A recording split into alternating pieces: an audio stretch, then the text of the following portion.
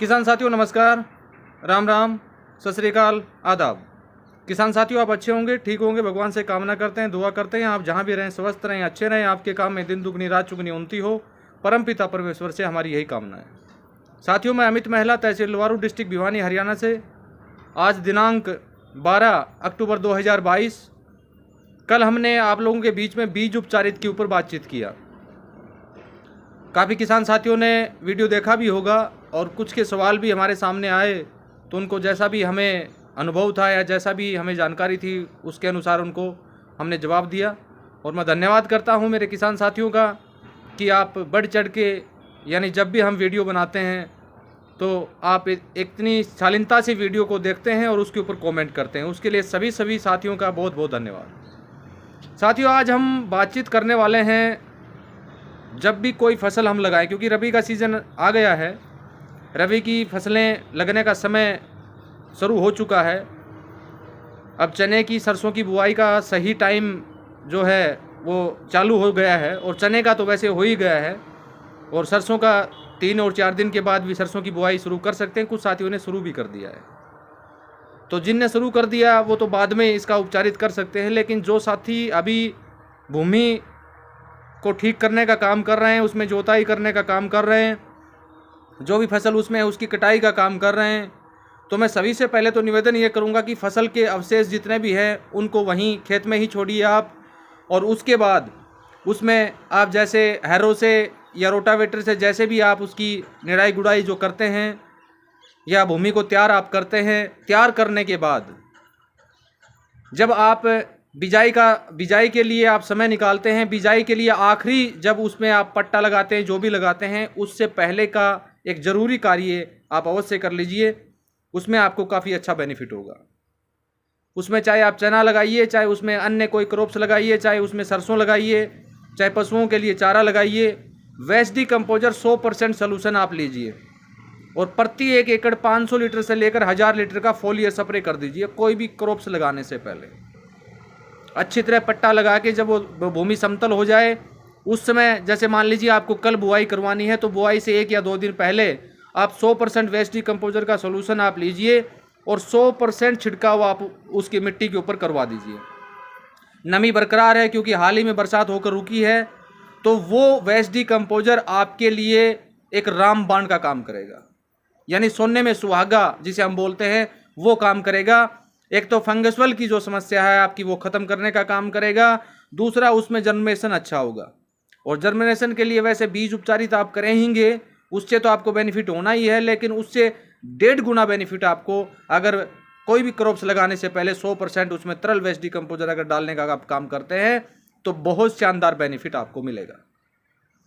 अब हम बार बार बातचीत करते हैं कि कंपोस्टिंग खाद डालने का सही उपयुक्त समय जो है वो अब है किसान साथियों। अब किसी ने अगर भूमि तैयार कर ली है तो वो एक अलग बात है, लेकिन गेहूं के लिए या जौ के लिए या मेथी के लिए या कोई अन्य फसल के लिए अगर मिट्टी आपको तैयार करनी है, अगर आपके पास कंपोस्टिंग खाद है तो उसके लिए सही उपयुक्त समय है डालने का। क्योंकि काफ़ी साथी हमने देखा है कि अप्रैल मई जून जुलाई माह में कंपोस्टिंग खाद डालते हैं और वो खेत में विदाउट मिट्टी मिलाए खेत में पड़ी रहती है 6 से 7 दिन। तेज़ धूप और तेज़ तापमान की वजह से उसके अंदर जो भी सूक्ष्म तत्व हैं वो ख़त्म हो जाते हैं। लेकिन अब सही समय है, अब आप उसमें कंपोस्टिंग खाद डाल के उसको मिट्टी में आप मिला सकते हैं और उसके बाद 1000 लीटर या 1500 लीटर या 500 लीटर प्रति 1 एकड़ के हिसाब से आप उसमें वेस्ट डिकम्पोजर का छिड़काव कर सकते हैं। अगर आपके पास एनहेंसर की बोतल है तो वेस्ट डिकम्पोजर के साथ में एनहेंसर भी आप मिलाने का काम करें। अगर आप अब भूमि उपचार करेंगे, मिट्टी को ठीक अगर आप शुरुआती समय में अगर कर लेंगे तो आगे आपको किसी तरह की कोई समस्या का सामना साथियों नहीं करना पड़ेगा और आपकी क्रॉप्स जो बहुत शानदार बनेगी। एनहेंसर जो है वो आप 200 लीटर आप डाल सकते हैं प्रति 1 एकड़ और उसको आप 200 लीटर में ही मल्टीप्लाई कर लीजिए, क्योंकि मिट्टी उपचार में 200 लीटर में ही मल्टीप्लाई उसको आप कर लीजिए। 48 घंटे रखने के बाद वेस्ट डिकम्पोजर 100% उसमें मिलाइए और 100% एनहेंसर का घोल जो है वो आप उसमें मिलाइए। अगर पत्थरों का घोल आपने बना रखा है तो कुछ % वो मिला के प्रति 1 एकड़ आप छिड़काव करवाने का काम करें, आपको बहुत शानदार बेनिफिट साथियों मिलेगा। अच्छी क्रॉप्स होगी, अच्छा उसके अंदर फुटाव होगा और सबसे अच्छी बात तो यह है कि ग्रोथ बहुत शानदार ग्रोथ होगी।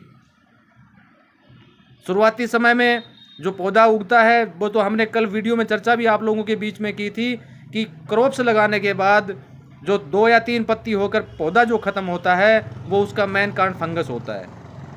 उसमें कुछ आप पहले फसल लगाने से पहले मिट्टी में आप डाल लिया होगा वेस्ट डिकम्पोजर, और उसके साथ आपने बीज उपचारित अगर वेस्ट डिकम्पोजर से कर लिया होगा तो 100% बीज का अंकुरण होगा साथियों, ये मैं दावे के साथ कह सकता हूँ।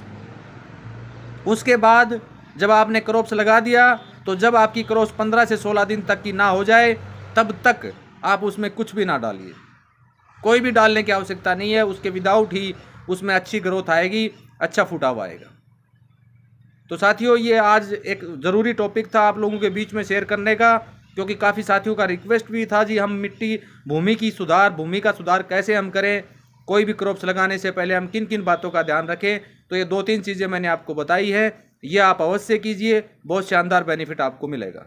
तो साथियों मैं वीडियो को ज़्यादा लंबा नहीं करूंगा, आने वाले समय में किसी अन्य विषय को लेकर हम आप लोगों के बीच में हाजिर होंगे। अब हम पर क्रॉप्स के ऊपर बात करेंगे, जैसे चना है, गेहूं है, सरसों है, मेथी है, जो भी है उसका 2 या 3 वीडियो हम 2-2 क्रॉप्स के इकट्ठे करके बना देंगे।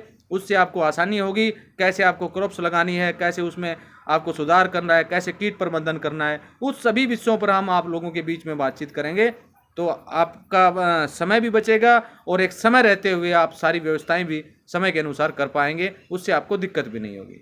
तो साथियों मैं वीडियो को विराम देता हूं, और जिन साथियों को वीडियो से संबंधित कोई भी समस्या हो, या तरल वेस्ट डिकम्पोजर की आवश्यकता हो, या एक्सपोर्ट क्वालिटी वेस्ट डिकम्पोजर की आवश्यकता हो, या फीस अमृत की आवश्यकता हो, या आई ड्रॉप की आवश्यकता हो, या एनहेंसर की आवश्यकता हो, तो वीडियो पर दिए गए व्हाट्सएप नंबर पर मैसेज करके वो मंगा सकते हैं। इसी के साथ नमस्कार, जय हिंद, जय भारत।